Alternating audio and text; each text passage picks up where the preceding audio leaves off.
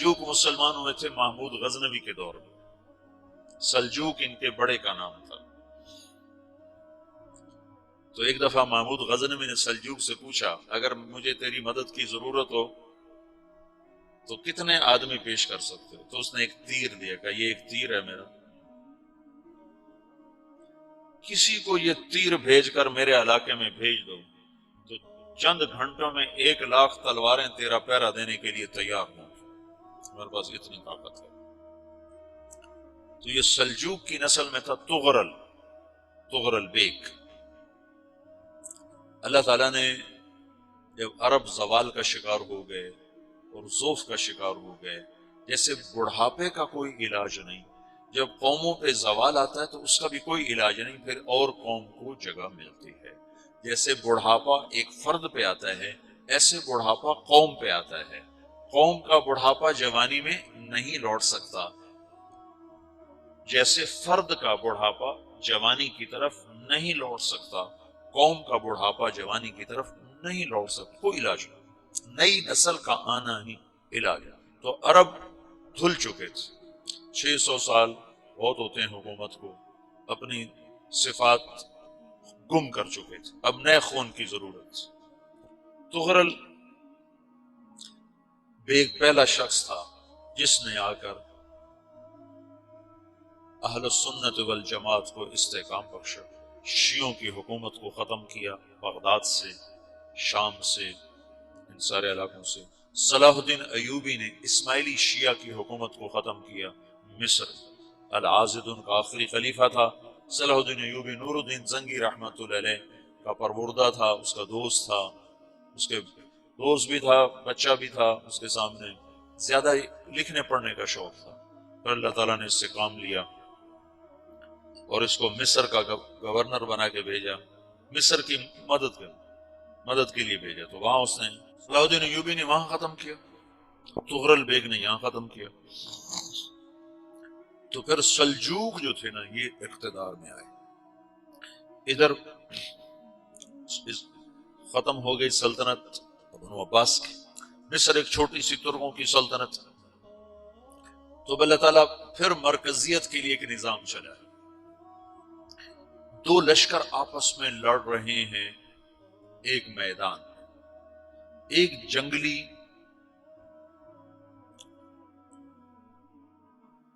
بدوؤں کا قافلہ، جنگل کے لوگ اپنے قبیلے کو لے کر، ایک جنگلی قبیلہ اپنے سردار کے ساتھ نقل مکانی کر رہا ہے ایک جگہ سے دوسری جگہ.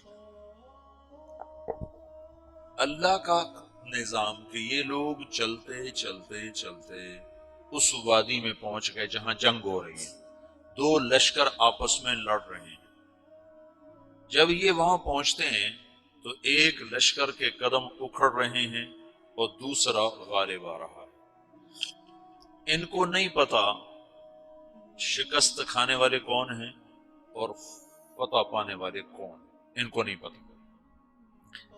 اس جنگلی قبیلے کے سردار کا نام بھی تغرل ہے. تغرل. تو یہ سردار کہتا ہے جو شکست کھا رہے ہیں ان کی مدد کرو. کچھ پتہ نہیں کون ہے، کہتا جو شکست کھا رہے ہیں ان کی مدد کرو.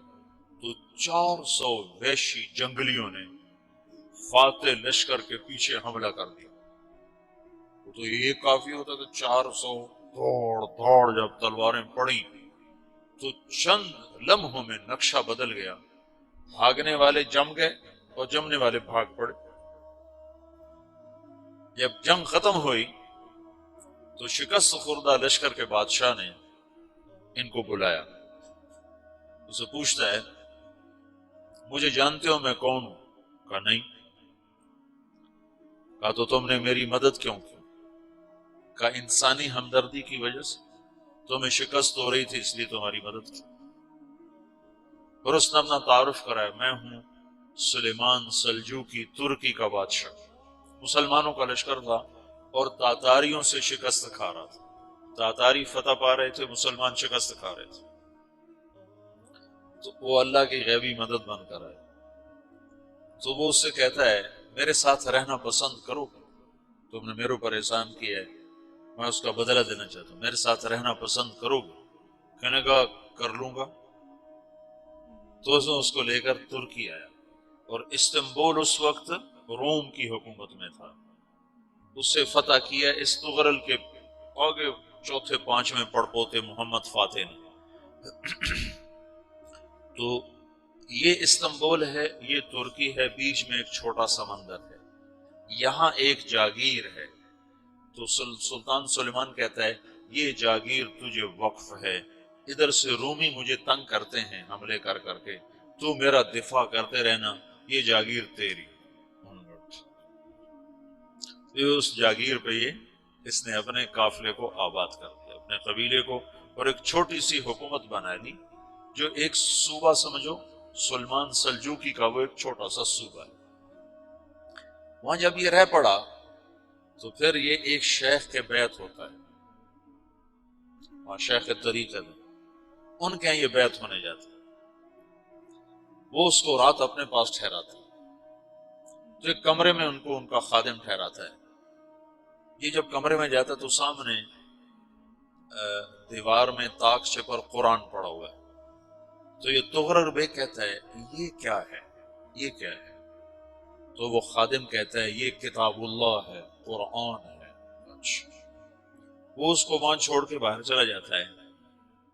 وہ دیہاتی آدمی، جنگل کا رہنے والا، پہلی دفعہ زندگی میں قرآن دیکھا، وہ کہتا ہے یہ قرآن ہے، اللہ کی کتاب ہے، میں اللہ کی کتاب کے سامنے سو جاؤں، کتنی بے ادبی ہے۔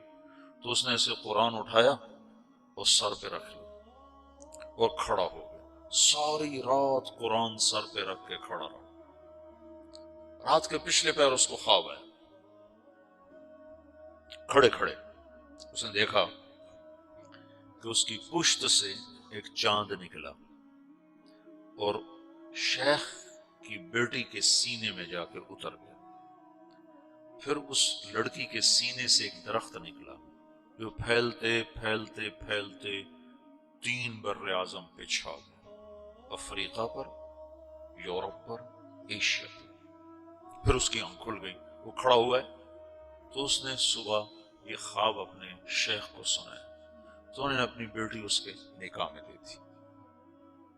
اس بیٹی سے ایک بچہ پیدا ہوا، تغرل بیگ نے اس کا نام رکھا عثمان، عثمانی ترک نام سنو، جو میں نے کل بتایا تھا کہ 1924 میں وہ خلافت ختم ہوئی۔ تو ایک بیٹا پیدا ہوا عثمان۔